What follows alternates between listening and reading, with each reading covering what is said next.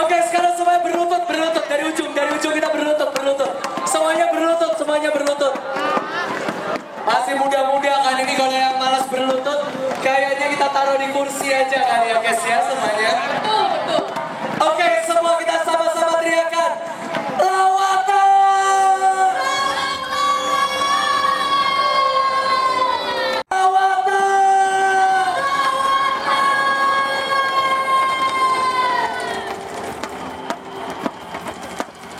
Balik lagi. Lawatan.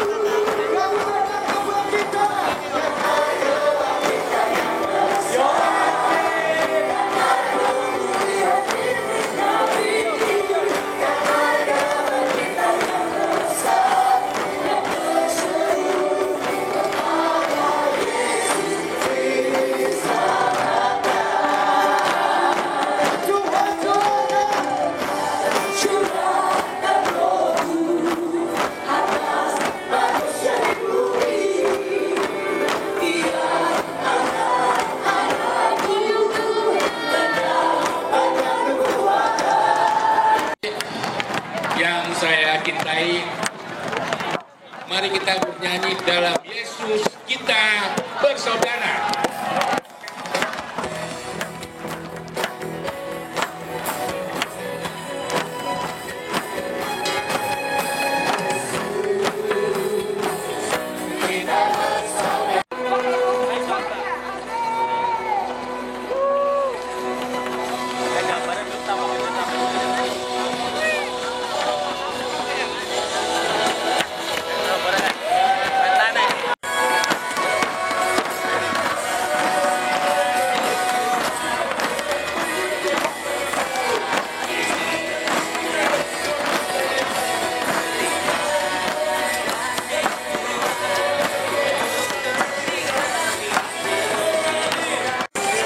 Jengan langgeng tumrap bangsa Indonesia sampun prapta.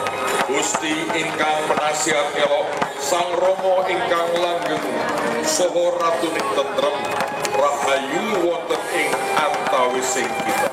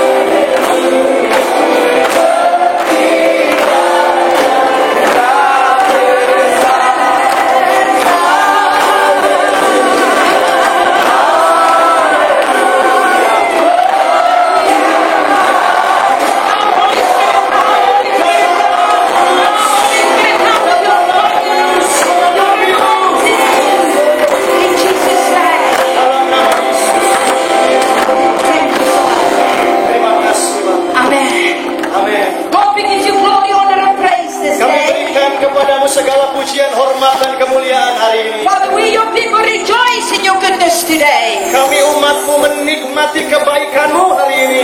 In Jesus' name. Di dalam nama Yesus. Amen. Amin, saudara. Amin, saudara. Silakan dulu kembali. Terima kasih banyak. Sounds very religious. Kedengarannya rohani. But you know what? It belongs to God already. Tetapi saudara tahu, kaki dan tangan saudara sudah milik Tuhan. Your body is already a living sacrifice. Tubuh saudara sudah menjadi persembahan yang hidup. Young people, God wants your heart. Anak-anak muda, yang Tuhan inginkan adalah hatimu. Amen. Amin. He wants your heart. Dia minta hati He wants saudara. your passion. Dia minta semangat He saudara. wants your whole being. Dia minta seluruh diri saudara. Then your word in your mouth is a fire. Barulah firman Tuhan dalam mulutmu akan menjadi seperti And the api. anointing that indwells you will break the yoke. Waktu penggurapan yang ada dalam diri saudara itu datang, itu akan mematahkan setiap duk dan Then ikatan we dalam don't diri have to saudara. act holy, we don't have to pretend. We can be real, and the Holy Spirit within us is the one who confirms the word of God. Saudara tidak perlu lagi pura-pura kudus, pura-pura suci, karena Roh Kudus yang ada dalam saudara lah yang akan menguduskan hidupmu. Amen. Satu lagi, amen. So let's quickly look at the word of God. Mari kita lihat dengan cepat dalam firman Tuhan. As far as I can see, Sejauh yang saya bisa lihat, God connects himself with fire again and again in our lives. Tuhan selalu menghubungkan dirinya dengan api lagi dan lagi di dalam kehidupan kita. But now, Tapi sekarang, I want everybody to listen carefully now. saya minta semuanya mendengarkan dengan baik sekarang. I don't want to preach at you. I want to speak to your spirit. Saya tidak ingin hanya sekedar berkhotbah kepada saudara. Saya ingin berbicara kepada roh saudara. Di dalam kitab Imamat, anak-anak Harun,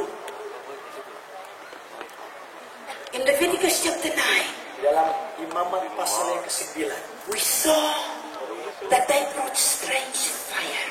anak-anak Harun membawa api asing di hadapan Tuhan. Now, let me just talk to you from my spirit for the next few minutes. Saya ingin berbicara dari roh saya kepada saudara beberapa menit ke depan.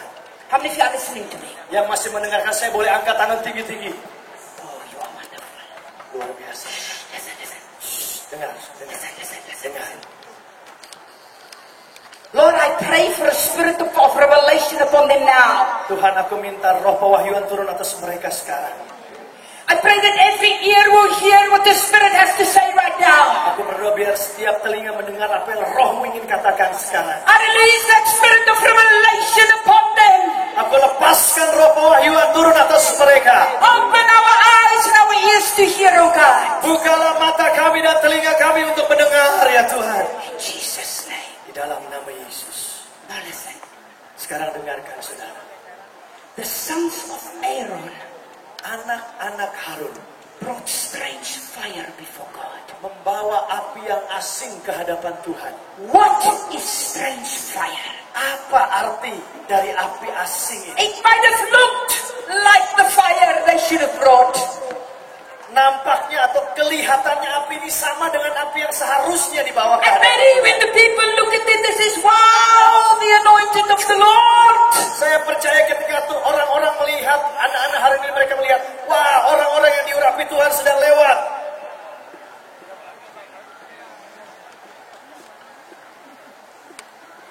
Could it be Tapi mungkinkah that they lost the fear of the Lord?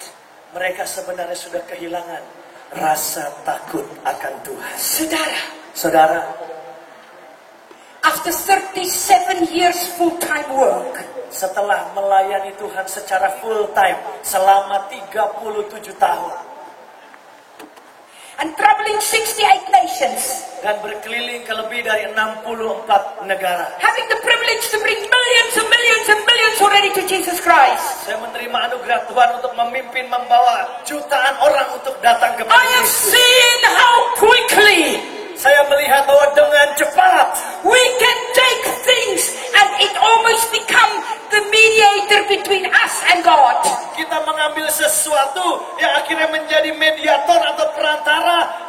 bisa datang kepada Tuhan. There is only one mediator. Hanya ada satu perantara. His name is Jesus Christ. Namanya Yesus Kristus.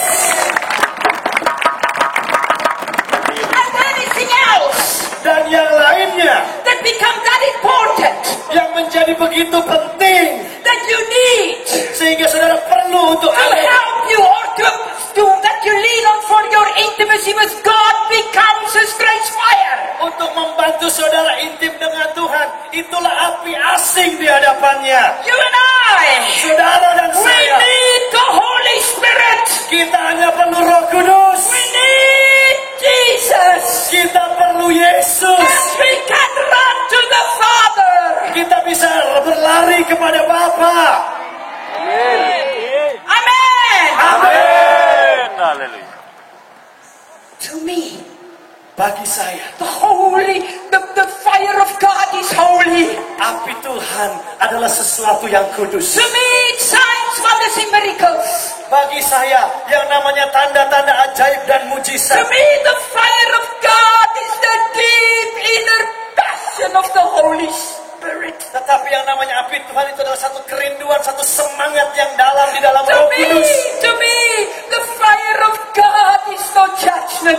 The fire of God is the beauty, the holiness, the purity, the anointing of the fire of God is the Holy Spirit. Bagi saya, api Tuhan itu bukan hanya penghakimannya, tetapi juga keindahannya, hadiratnya, pengurapannya. Itulah Roh Kudus. Yes, we see miracles all the time. Ya, kami melihat banyak mujizat We senantiasa. saw faith in raised from the dead in our ministry. We saw signs, we saw miracles, we saw creative miracles. We saw that in our podcast all the time. Ada 3 orang yang sudah bangkit dari kematian dalam KKR kami. Ada kesembuhan mujizat yang sering kali kami lihat setiap kami mengadakan KKR demi KKR. But to me, Tapi bagi saya, that's the outwork of the fire. itu hanyalah pekerjaan yang terlihat dari api itu. What is the fire? Tetapi apa yang menjadi inti dari The api itu? fire is the deep inner passion of the Holy Spirit when it's you and Jesus alone. Api yang sesungguhnya adalah satu kerinduan yang dalam yang saudara miliki untuk Roh Kudus ketika saudara sendirian Because bersama dengan you Tuhan. are only as strong as your own private time with God, nothing more. Karena kekuatan rohani saudara hanya ditentukan kualitasnya dengan keintiman saudara Young bersama dengan people, Tuhan. hear me today. Umat Tuhan, dengarkan saya hari ini. Many people say to me, Ibu Suset, how do you keep your fire like this? Banyak orang yang bertanya kepada saya, Ibu Suset, gimana caranya supaya api Ibu Suset terus menyala seperti ini? We can show them the signs, the wonders, the miracles, the creative miracles, the children that was raised from the dead. Yes. Kita bisa tunjukkan atau menjawab dengan anak-anak kecil yang dibangkitkan dari kematian, tanda-tanda ajaib dan mujizat. But is that the fire? Tapi itukah arti dari api? Tidak. That's only the wonderful works of the Holy Spirit. Itu semua hanya karya yang luar biasa yang dikerjakan oleh Roh Kudus. So where is the fire, Ibu Suset? Jadi letak apinya itu di mana, Ibu Suset? Are you listening? Saudara mendengarkan saya? 4 o'clock in the morning.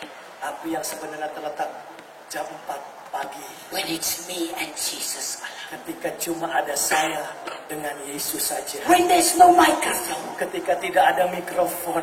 No crowds. Tidak ada orang banyak. No lights. Tidak ada lighting. Nobody. Tidak ada orang. That's the real Ibu Suzette. Disitulah Ibu Suset yang That's where sebenarnya. we make the fire. Disitulah di mana saya bertemu That's dengan where api we itu. worship. Di situ ketika kita That's menyembah, where we pray. kita berdoa, That's where we cry kita out. berseru. That's where I meet with my beloved.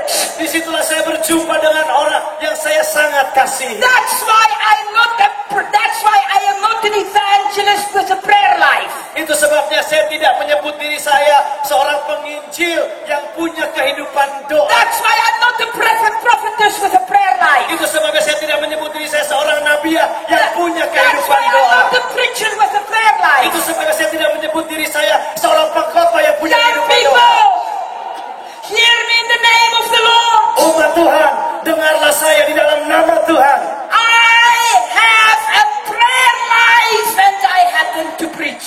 Saya membangun kehidupan doa saya dan kebetulan dianugerahkan Tuhan untuk berkhotbah. I have a prayer life and I happen to prophesy. Saya bangun kehidupan doa saya, baru kebetulan Tuhan anugerahkan I have a untuk prayer bernubuat. life and I happen to be a revivalist. Saya membangun kehidupan doa, baru kebetulan Tuhan kasih anugerah menjadi I have penggerak a kebawah prayer life rohani. and I happen to preach and to teach. Saya membangun kehidupan doa saya, baru kemudian Tuhan anugerahkan saya berkhotbah The dan mengajar. emphasis is on the prayer life, not the preaching. On the prayer life, not the outwork. On the prayer life, not the miracles. Oh yeah, sorry.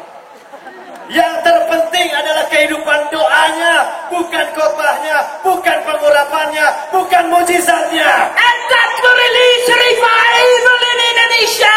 Dan itulah yang akan melepaskan kebangunan rohani atas Indonesia.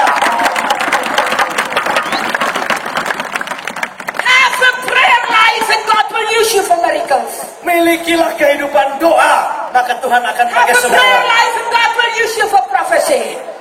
Belajar firman Tuhan yang dalam, maka Tuhan akan pakai saudara Because you bernubuat. only as strong as your personal prayer altar and nothing more, nothing, nothing. Tidak, saudara, kekuatanmu ditentukan kepada seberapa baiknya kehidupan doamu, tidak kurang, tidak lebih. Amen. Amin. Amen. Amin. Amen. Amin. Mungkin dari sebelah sana ya, boleh lambaikan tangan lagi, kayak Pak Petrus lagi. Bapak Ibu, saudara-saudara sekalian, tentu sebagai gubernur hari ini, saya akan ikut serta dalam kebahagiaan Bapak Ibu sekalian.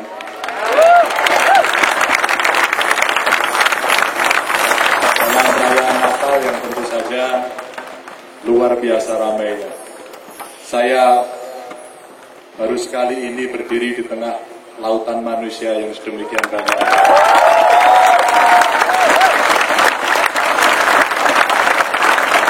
Hadir bersama saya Pak Ketua DPRD Provinsi Jawa Tengah. Hadir juga bersama saya, boleh berdiri,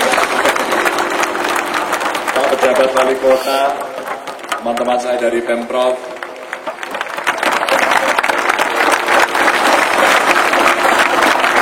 Dan tentu saja sebagai pribadi, sebagai gubernur, sebagai sahabat dan saudara, saya ingin menyampaikan selamat Natal kepada Bapak Ibu sekalian. Ada sebuah harapan besar dari Republik ini dilahirkan oleh para pendiri bangsa. Lahir namanya Indonesia. Dan lahirnya Indonesia ini dibidani oleh semua anak bangsa, tidak oleh satu golongan.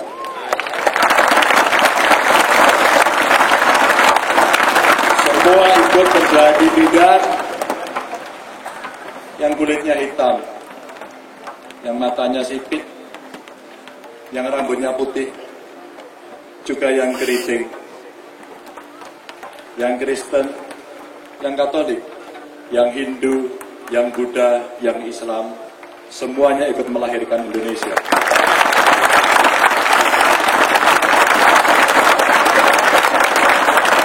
Betapa indahnya kemudian Indonesia ini melangkah ke depan dengan rampak barisan bersama anak-anak bangsa. Dan tentu saja kewajiban bagi kita semuanya, saya dan Anda semuanya, untuk merawat Indonesia.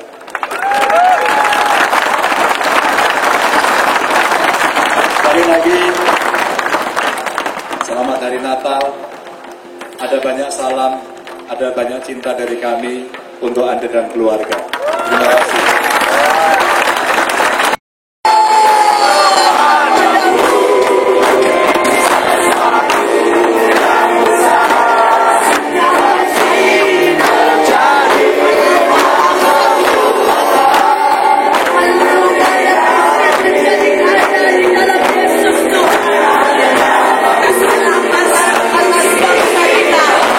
Tidak ada sumber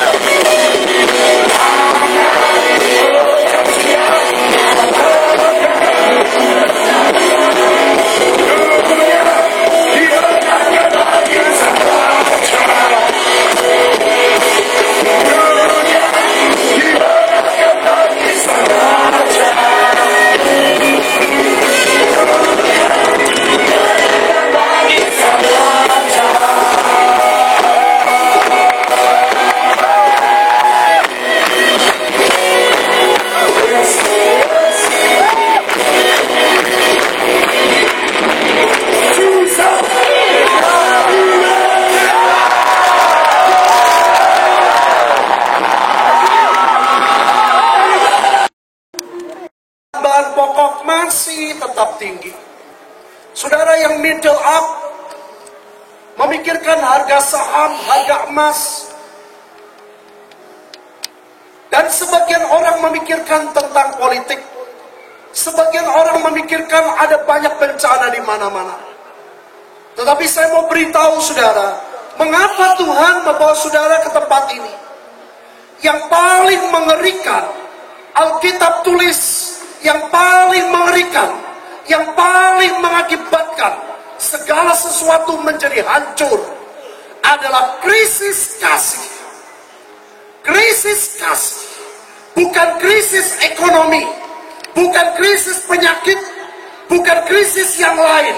Tapi yang paling bahaya, yang paling mengerikan adalah krisis kasih. Terjadi di mana-mana hubungan suami istri yang tidak bisa harmonis. Tinggal satu atap, tapi tidak ada komunikasi yang baik. Hubungan orang tua dan anak yang tinggal satu rumah, tapi anaknya lebih suka percaya kepada orang lain, mencari jalan di tempat yang lain. Ada persoalan, tidak tanya kepada orang tuanya, lebih percaya kepada dunia, mabok-mabokan, narkoba, drugs, minum dan lain sebagainya. Saudara, hidup saya dulu seperti itu. Ayah dan ibu saya bercerai. Kelas 6 SD hidup saya sungguh menderita. Orang semua sekolah, saya sudah ke sekolah sambil kerja dari kelas 6 SD. Itu sebabnya begitu Yesus menjamah saya tahun 79, saya nonton film Jesus of Nazareth. Tuhan terus bekerja jauh dalam hidup saya untuk mengampuni orang tua saya. Seperti kesaksian Grace tadi. Kenapa saya bilang, Grace, kamu gak ada bedanya. Vincent dan Victor itu anak asli, kamu anak adopsi, gak ada bedanya. Saya bilang, kita semua bukan Israel yang jasmani. Yang anak Allah, anak Israel yang jasmani. Saudara dan saya diadopsi, kita menjadi Israel yang rohani. Saya bilang sama, tidak ada bedanya. Bapak ibu saudara, saya mau cerita satu perkara. Saya dengan istri saya sudah hampir pernah bercerai. Pernikahan kami di gereja, saya pendeta. Dari tahun 82 saya sudah jadi penginjil. 91 saya menikah. Dan saya sudah hampir bercerai. Pekerjaan setan adalah mencuri, membunuh, dan membinasakan. Mengapa Tuhan membawa saudara ke tempat ini? Tuhan ingin pulihkan setiap keluarga. Tuhan ingin pulihkan Indonesia. Tuhan mau pulihkan setiap kita. Kasih-Nya melanda saudara, kasih-Nya melanda Indonesia. Dan kita percaya bangsa yang kuat dimulai dari keluarga yang kuat. Malam ini saya mau berdoa buat saudara. Saudara, jangan kecil hati. Saya hamba Tuhan. 82 saya sudah full time. 91 saya mulai jadi gembala dan saya menikah. Hampir bercerai. Setan tahu bahwa kami akan dipakai Tuhan luar biasa. Di bangsa-bangsa kami menceritakan bagaimana keluarga kami hampir dihancurkan Tuhan. Tapi saya bersyukur saudara lihat, kami sekeluarga melayani Tuhan. Istri saya melayani Tuhan. Ketiga anak saya di beberapa negara mereka khotbah dengan bahasa Inggris. Semua karena anugerah Tuhan. Kutuk berubah jadi berkat. Dan hari ini selama 2 hari Tuhan rubah kutuk hidup saudara jadi berkat. Padang gurunmu berubah jadi kebun buah-buahan. Dan dari hidupmu melanda ke seluruh Indonesia, bahkan bangsa-bangsa. Saya mau beritahu saudara, Tuhan mencintai Indonesia. Tuhan mencintai saudara. Mari sekali lagi kita bangkit berdiri. Saya percaya kasih-Nya ada di tengah. Di antara pelajar-pelajar SMA di kota ini, dan ribuan pelajar memberikan hidupnya kepada Yesus. Bahkan kegerakan ini, kalau Anda mau mengerti, menyebar sampai ke seluruh Indonesia, terutama di kota-kota besar. Kemudian sebagian dari anak-anak ini sekolah di luar negeri, dan dimanapun mereka belajar, terjadi kegerakan movement di antara pelajar Indonesia di bangsa-bangsa. Saudara, kejadian 4 hal ini saling berkaitan, walaupun ketika terjadi, tidak ada orang yang berkata bahwa itu saling berkaitan. 2 kejadian pertama terjadi di sebuah desa di lereng Gunung Merbabu. Saudara sekalian, pada waktu itu pendeta kami yang sekarang merupakan ketua sinode kami merintis akan sebuah pos pekabaran Injil di desa itu. Beliau memang tidak tinggal di sana, tapi ada hamba Tuhan yang ditugasi untuk merawat jemaat yang sangat kecil yang ada di sebuah desa di lereng Gunung Merbabu di Jawa Tengah. Saudara, kejadian pertama adalah suatu hari desa itu dihebohkan oleh munculnya bola api. Ini terjadi pada sekitar awal tahun 70-an atau pertengahan tahun 70-an. Dan orang-orang desa itu mengatakan ketika sudah mulai matahari hampir terbenam, orang mengatakan sudah mulai senja atau surup, maka kadang-kadang bola api itu muncul dan bisa dilihat dengan mata telanjang. Penduduk desa itu begitu ketakutan karena setiap kali bola api itu melayang dan dia masuk ke rumah orang, selalu ada anggota keluarga di rumah itu yang 1-2 hari kemudian didapati meninggal dunia. Dan peristiwa itu terjadi beberapa kali dan memakan korban beberapa nyawa. Suatu hari di tempat kami mengadakan pos pekabaran Injil di rumah seorang jemaat yang sederhana, beberapa orang yang sudah percaya Yesus sedang berkumpul, dan waktu itu juga kira-kira senja. Dan tiba-tiba di luar orang-orang berteriak. Beberapa orang masuk ke rumah yang kami pakai untuk doa. Mereka teriak-teriak menunjuk keluar, dan ketika semua orang melihat keluar, mereka melihat bola api itu muncul lagi di desa itu. Hanya hari itu ada seorang hamba Tuhan yang percaya akan kuasa nama Yesus. Disaksikan oleh beberapa orang di desa. Dia bukannya lari menghindar, dia keluar dari rumah itu. Dia tunjuk bola api itu dan dia berkata, di dalam nama Tuhan Yesus. Dan tiba-tiba bola api itu meledak, saudara, dan punah dan tidak pernah muncul lagi. Itu kejadian pertama yang saya mau cerita. Masih di desa yang sama. Beberapa saat setelah itu, apa yang terjadi? Salah seorang yang sudah percaya kepada Tuhan, seorang ibu, suatu hari sakit. Dan sakitnya tidak makin membaik, sakitnya makin memburuk, dan suatu hari dia meninggal dunia. Di tahun pertengahan tahun 70-an, hampir tidak ada telepon umum di tempat kita ini, apalagi handphone.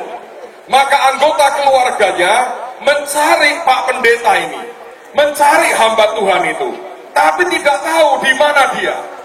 Saudara, hampir berjam-jam dia cari hamba Tuhan, sebab mereka berkata, kami mau mengubur ibu kami setelah didoakan oleh hamba Tuhan. Baru kira-kira 15 jam kemudian, hamba Tuhan itu akhirnya tiba di rumah duka, didapati jemaatnya seorang ibu yang setia, sudah terbujur kaku dan meninggal dunia 15 jam yang lalu. Saudara sekalian, saya mendengar kisah ini luar biasa. Hamba Tuhan ini memegang tangan ibu yang sudah kaku itu. Dan tiba-tiba digerakkan oleh kuasa roh Tuhan, dia berkata, dalam nama Yesus, bangkit. Dan tiba-tiba matanya terbuka, saudara. Dan tangannya menjadi hangat. Ibu itu mulai duduk, dia mulai berkata-kata, Tuhan bangkitkan dia dari antara orang mati.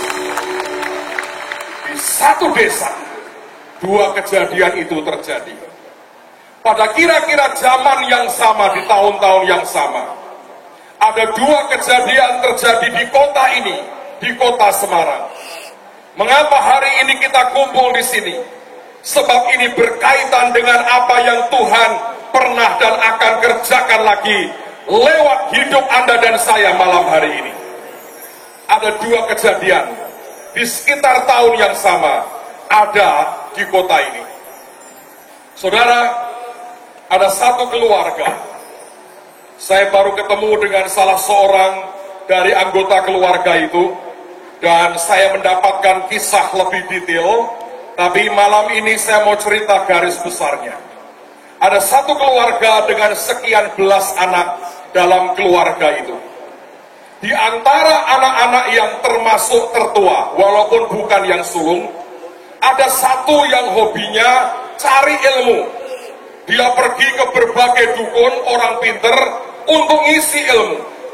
Tapi orang ini bukan orang yang sekedar mengisi hidupnya dengan kuasa gelap dan pasif, tapi dia muter ke berbagai daerah, nantangin orang untuk adu ilmu. Saudara, apa yang terjadi? Suatu hari dia pergi ke Kalimantan, dia perang tempur dengan ilmunya, melawan beberapa orang, dan semuanya dia kalahkan. Satu hari dia berkata, "Aku mau nantang Tuhan Yesus," katanya. Dan hari itu semua kita mengerti bagaimana endingnya. Ceritanya panjang, tapi saya mau berkata, Tuhan tundukkan dia habis. Dan hari itu dia tersungkur, dia berkata, "Aku harus mengakui Yesus kuasanya di atas semua yang lain."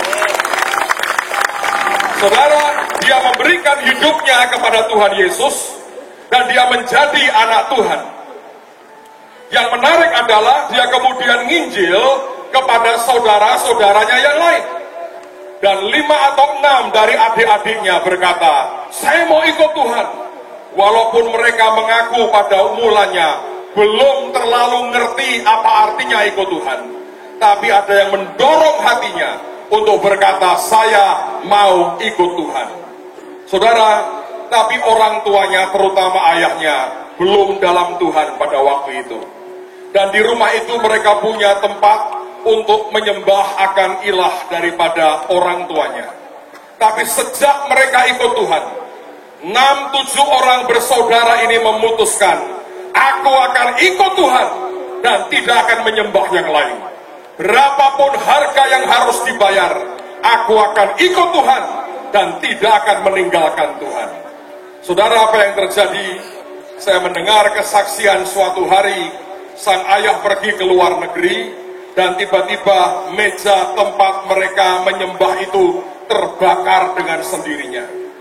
Mereka bersaksi, ruangannya tidak ada yang hangus, listriknya tidak padam, lampunya tidak mati, tapi meja tempat mereka menyembah hangus terbakar habis. Ketika ayahnya pulang dan dia melihat kenyataan itu, dia marah sekali. Suatu hari, saya persingkat ceritanya, si ayah kumpulkan semua anak-anaknya dan dia berkata, "Aku tahu beberapa kalian sudah tidak sembahyang bersama dengan aku lagi, karena aku diberitahu kalian percaya dan nyembah dan ikut Yesus." Lalu orang tuanya berkata, "Kalau kamu masih mau tinggal di rumah ini, makan dari mejaku, ikut apapun yang ku sembah, kalian harus ikut. Tapi kalau kalian memutuskan mau ikut Yesus, silahkan minta makan sama Yesus, dan jangan makan di rumah ini, dan tinggalkan rumah ini, jangan bawa apapun." Saya mendengar kesaksian ini beberapa kali. Yang tertua, yang suka cari ilmu tadi, adalah orang yang pertama yang maju ke depan, orang tuanya. Dia berlutut dan dia berkata, "Papi, aku mencintai papi. Tapi aku tidak mungkin dan tidak mau meninggalkan dan menolak nama Yesus. Maafkan aku, papi, aku pamit." Dia berdiri, dan semua adik-adiknya yang juga sudah menyatakan diri terima Tuhan Yesus, maju ke depan, berlutut, menangis, mengucapkan kalimat yang sama. "Kami mengasihi papi, tapi kami tidak mau ingkar meninggalkan Tuhan Yesus." seluruh keluarga melihat akan 5-6 anak ini pergi meninggalkan rumah hanya dengan baju yang menempel di badan mereka. Saudara, mereka datang ke rumah seorang rekan Kristen, kemudian dihubungkan kepada sebuah gereja, dan gereja itu punya garasi, dan itulah tempat tinggal mereka sementara. Tapi kemudian sekian waktu setelah itu ibunya diam-diam ambil mereka dan taruh mereka di sebuah rumah kecil yang keluarga ini punya. Dan itu rumah seperti tidak terawat, tidak ada orang menempati. Dan disitulah 6-7 bersaudara hidup. Dan sampai hari ini, satu di antaranya masih tinggal di rumah itu. Saudara, mereka mulai sebuah persekutuan. Mereka mendoakan teman-temannya. Mereka ajak 1-2 teman sekolahnya ikut bergabung berdoa bersama-sama. Itulah cikal bakal salah satu yang kemudian terjadi. Tapi di beberapa tahun sebelumnya, hidup satu orang yang dipanggil Tuhan jadi hamba Tuhan. Saudara, saya sedang cerita tentang ketua sinode kami. Ini kesaksian hidupnya. Lahir di satu desa di daerah Jepara, dipanggil Tuhan jadi seorang hamba Tuhan. Tapi keluarga seperti berkata, jangan. Akhirnya terpaksa dia sekolah, kuliah kedokteran, karena memang orangnya pinter sekali. Dan satu hari ketika dia sedang belajar di Semarang ini, di rumah kos-kosannya, dia lagi baca textbook, dia lagi belajar ilmu kedokteran. Di dalam kamar dia mendengar suara orang sedang mengeluh di luar sana. Dia berdiri dan dia buka pintu, dia pengen lihat siapa yang sedang mengeluh malam-malam seperti ini. Ketika dia buka pintunya dan tidak ada satu orang pun di luar. Dia masuk ke kamarnya lagi, dia tutup pintunya, dia buka lagi bukunya dan dia mau baca. Tuhan bicara kepadanya. Dia berkata, satu orang mengeluh, engkau bisa dengar? Jutaan orang tiap hari masuk neraka menjerit dan engkau tidak mendengar. Satu kali Tuhan bicara, dia tutup bukunya. Hari berikutnya dia nekat pergi ke Jakarta dan sekolah Alkitab di sana. Kalau Anda ke rumah beliau punya rumah di Amerika, beliau punya rumah di Indonesia, karena beliau statusnya masih tinggal di Amerika. Kalau Anda ke rumah beliau atau di kantornya, hiasan yang paling dominan adalah hiasan becak, saudara. Bahkan di kantornya di Salatiga ada becak beneran ditaruh di halaman di depan. Kenapa becak jadi hiasan buat dirinya? Sebab dia berkata, dia cerita kepada kami, pada waktu saya naik bus sendirian ke Jakarta untuk sekolah Alkitab, saya tinggalkan fakultas kedokteran yang sebetulnya akan membuat saya jadi seorang dokter. Dia berkata, Tuhan, aku sudah dengar panggilan. Apapun yang terjadi, aku akan melayani Tuhan. Dan dia berkata, sampai jadi tukang becak pun, aku akan melayani Tuhan. Dia bersyukur Tuhan tidak terlalu mendengar doanya, dan tidak pernah jadi tukang becak dalam hidupnya. Dia meraih doktor di bidang misi di Amerika beberapa tahun yang lalu. Pak Adi inilah yang kemudian membimbing beberapa anak yang baru terima Tuhan. Dan mereka sangat baru, tapi hatinya mencintai Tuhan. Lalu suatu hari, Anda mungkin bertanya, apa kaitannya Pak? Suatu hari Pak Adi membawa rombongan keluarga kecil ini pergi ke lereng Gunung Merbabu, melayani di desa yang 2 kali mengalami mujizat besar dalam hidup mereka. Pada waktu pelayanan tidak terjadi apa-apa. Tapi pada waktu mereka pulang dari pelayanan, salah seorang di antara mereka mendapat visi Tuhan. Dan dia berkata, mengapa kita tidak kumpulkan anak-anak SMA di kota ini dan kita kenalkan Yesus kepada mereka, supaya bukan hanya keluarga kita yang lahir baru, tapi ratusan dan ribuan pelajar yang lain boleh terima Tuhan dalam hidupnya. Dan itulah sebetulnya gagasan awal pada tanggal 1 dan 2 Maret tahun 1979, mereka mengadakan yang namanya Malam Oikumene. Pada waktu itu, ratusan orang datang di tempat ibadah. Hamba Tuhan menyampaikan firman. Dan ketika altar call, 300 anak muda untuk pertama kalinya, mereka lari ke depan memberikan hidup mereka ke Tuhan. Saudara, dari antara ratusan yang lahir baru itu, lalu mereka buat lagi sekian bulan kemudian, dan mereka pergi ke tempat yang lebih besar. Dan hari itu 3.000 anak-anak muda, pelajar di kota ini, lari ke depan ketika terima tantangan siapa mau terima Tuhan. Dan mereka memberikan hidupnya kepada Tuhan.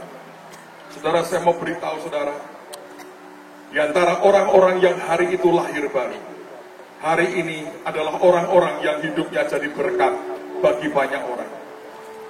Saya punya teman yang hari itu lahir baru, tanggal 1 dan 2 Maret tahun 79. Ya, seorang pemuda biasa. Tapi hari ini, dia merupakan direktur Asia dari sebuah yayasan yang namanya Compassion.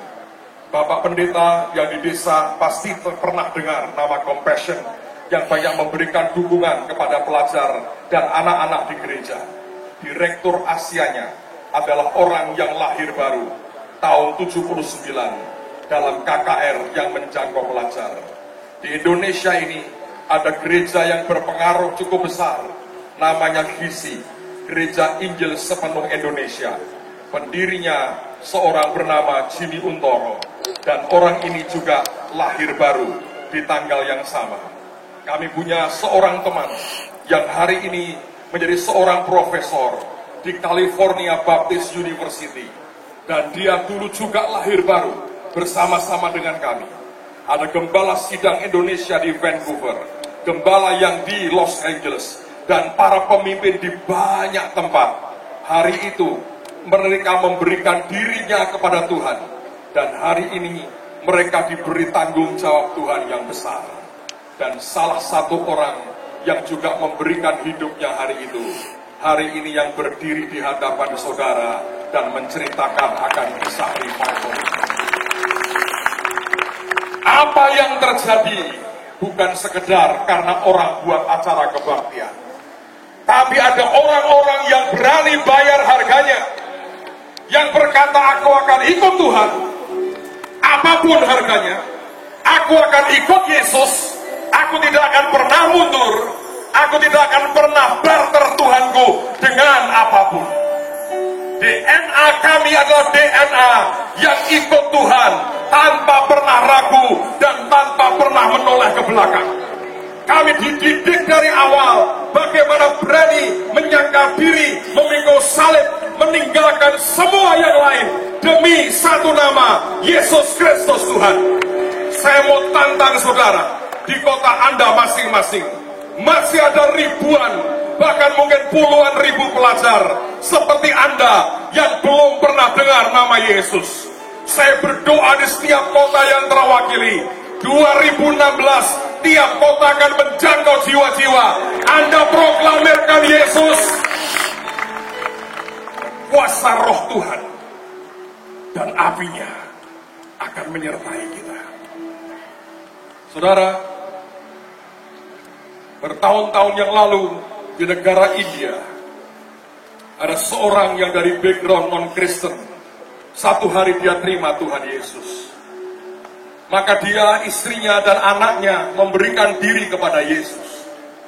Di desa tempat dia tinggal, hidup kelompok yang sangat ekstrim, yang berani membunuh dan bahkan rela membunuh siapapun yang mereka benci, demi yang namanya agama mereka. Satu hari ketika mereka menjumpai keluarga kecil ini, memberikan hidupnya ke Yesus, dan tidak menyembah lagi seperti yang sebelumnya, mereka begitu marah. Tekanan demi tekanan mereka berikan, tapi keluarga kecil ini tidak pernah mau tinggalkan Tuhan. Satu hari kemarahan kelompok ini memuncak. Kejahatan dan kesabisannya mulai terjadi. Mereka hajar habis keluarga ini, dipukuli sampai berdarah. Bukan hanya suaminya, tapi istrinya dan bahkan anaknya. Tetap mereka berkata, kami tidak akan tinggalkan Tuhan. Kami akan ikut Tuhan Yesus. Apa yang terjadi, saudara? Mereka ambil seret istrinya. Dan mereka berkata kepada suaminya, engkau sangkali tinggalkan Tuhanmu. Aku lepaskan istrimu. Engkau tidak sangkali Tuhanmu. Kami bunuh istrimu di depan matamu. Dengan air mata yang berlinang, dia menatap istrinya. Istrinya hanya menggelengkan kepala dan berkata dengan lirih, jangan sangkal Yesus suamiku. Suaminya mengangguk mengerti apa yang istrinya mau. Dengan tegar dia berkata, aku tidak akan sangkali Tuhan. Mereka pukuli, mereka hajar, mereka rajam dengan batu sampai mati di depan matanya dan di depan mata anaknya. Sekarang mereka ambil anaknya dan mereka berkata, istrimu sudah mati karena keras kepala. Apakah engkau juga akan biarkan anakmu mati dengan nasib yang sama? Tapi untuk kali yang kedua, anaknya yang masih kecil menatap mata papanya dan hanya berkata, jangan tinggalkan Tuhan Yesus, Papa. Hari itu anak kecil itu dibunuh dengan brutal di depan mata bapaknya. Tinggal sekarang si bapak seorang diri. Mereka ikat badannya dan mereka akan bakar dia hidup-hidup. Mereka tumpukkan kayu pada kakinya. Mereka siram dengan minyak dan api dinyalakan. Mereka bertanya sekali lagi, apakah engkau mau tinggalkan Tuhan? Bapak ini tidak menjawab, tapi yang keluar adalah nyanyian. Nyanyian tidak pernah dinyanyikan siapapun sebelumnya. Itu nyanyian adalah nyanyian iman karena cintanya kepada Yesus. Dan api yang di kaki dinyalakan. Ketika api mulai membakar tubuhnya, dia nyanyi dan dia nyanyi sampai dia bertemu dengan Tuhan. Saudara, cerita itu dibawa oleh orang lain yang menyaksikan apa yang terjadi. Mereka tulis kata-katanya dan diajarkan di desa demi desa di India. Karena hari itu ada banyak orang menghadapi aniaya yang sama. Seorang hamba Tuhan terkenal bernama Sadhu Sundar Singh mendengar akan lagu itu. Kemudian dia tulis dalam bahasa Inggris. Beberapa saat kemudian, tulisan Sadhu Sundar Singh ini dikirimkan kepada seorang hamba Tuhan terkenal namanya Billy Graham. Dan Billy Graham mengubah lagu ini. Dan hari ini, lagu ini dinyanyikan di seluruh dunia. Hanya mereka yang tidak akan meninggalkan Tuhan karena apapun. Jangan tinggalkan Yesusmu, karena engkau jatuh cinta dengan seorang perempuan, dan perempuan itu berkata, tinggalkan Tuhanmu dan aku mau kawin dengan engkau.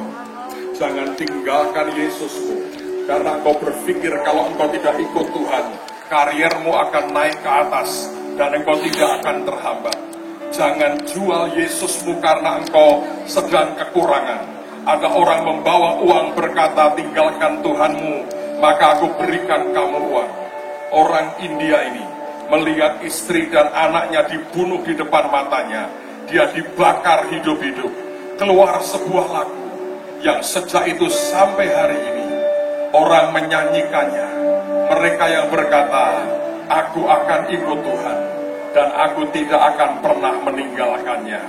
Aku akan ikut Yesus dan aku tidak akan meninggalkan Tuhan dalam hidupku. Yang percaya katakan amin. Mari angkat tanganmu di hadapan Tuhan. Sambil engkau doakan kotamu masing-masing. Sambil engkau doakan kota demi kota. Mengikut Yesus ketulusanku. Mengikut Yesus ketulusanku. Mengikut Yesus ketulusanku. Ku tak ingin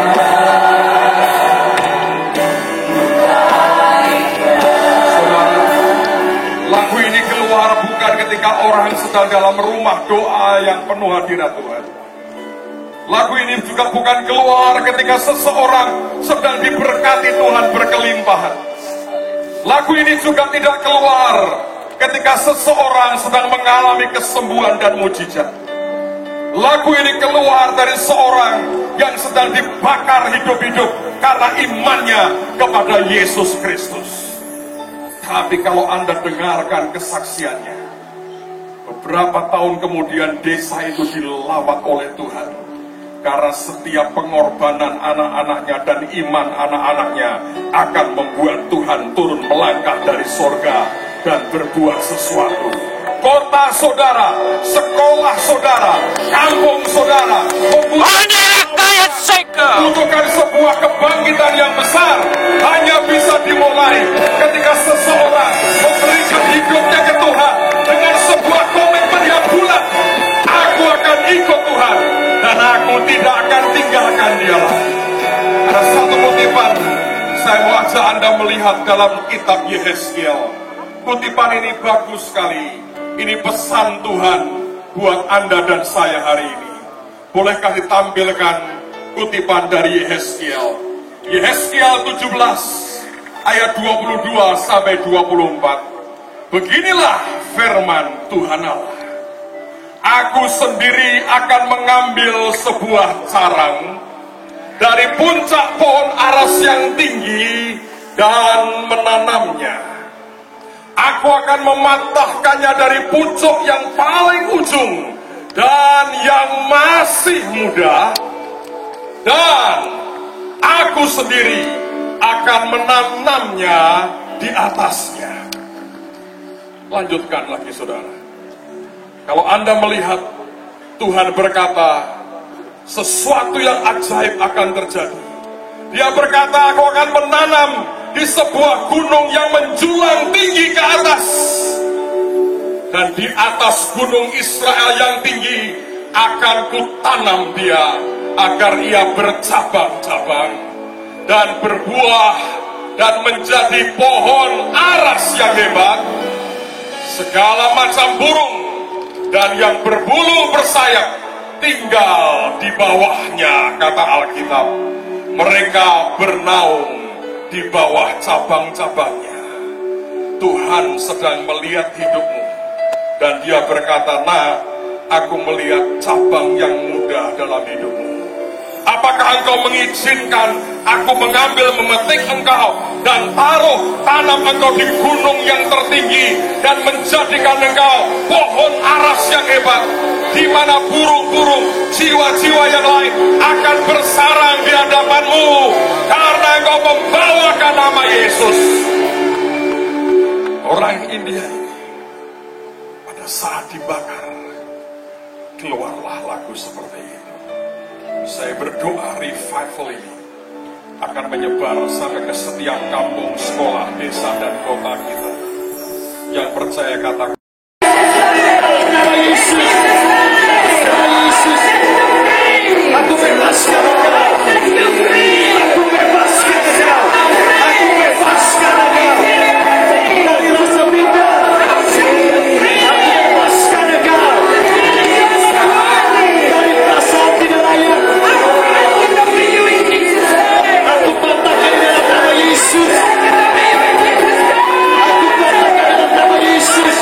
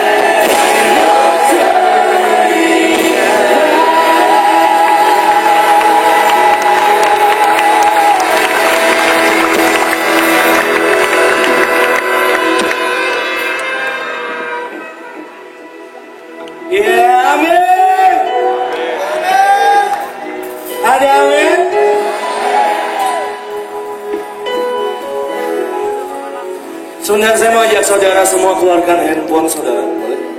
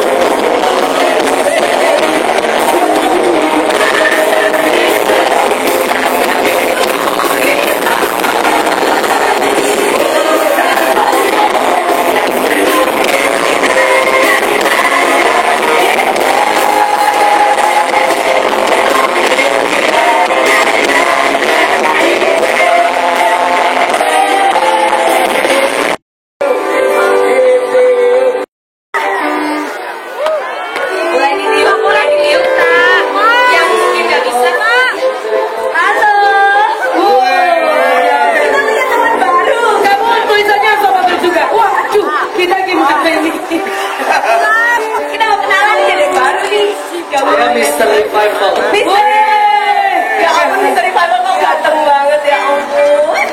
gitu dong, astagfirullah juga.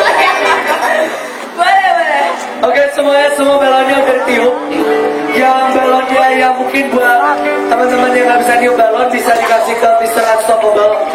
Yang hobinya niup balon. Gak usah besar-besar. Gak usah besar-besar ya.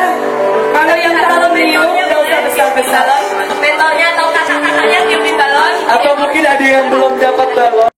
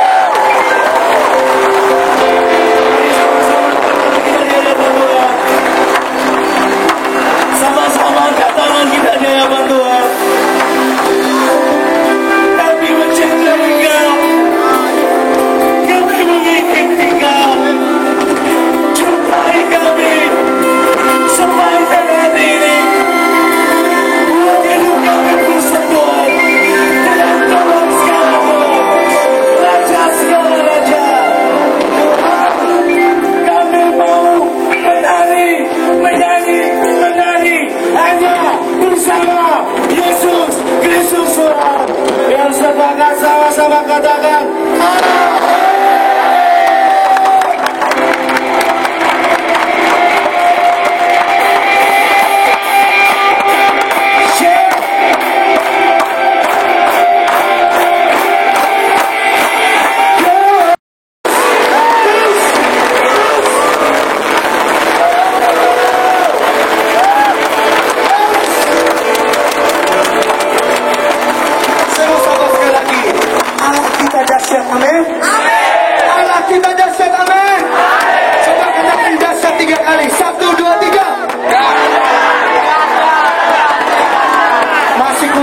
masih kurang semangat.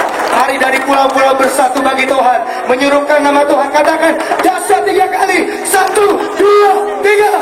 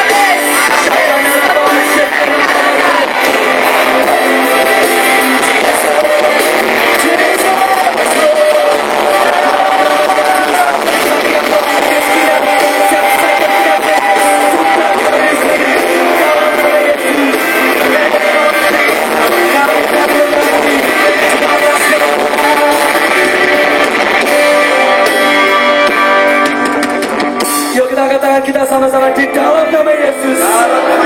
Di dalam nama Yesus. Dengan iman, dalam nama Yesus.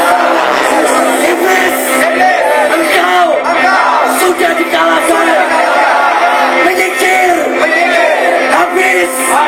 Dan biar roh Tuhan, biar roh Tuhan yang mengisi hidupku, mengisi keluargaku, mengisi setiap keluarga besarku,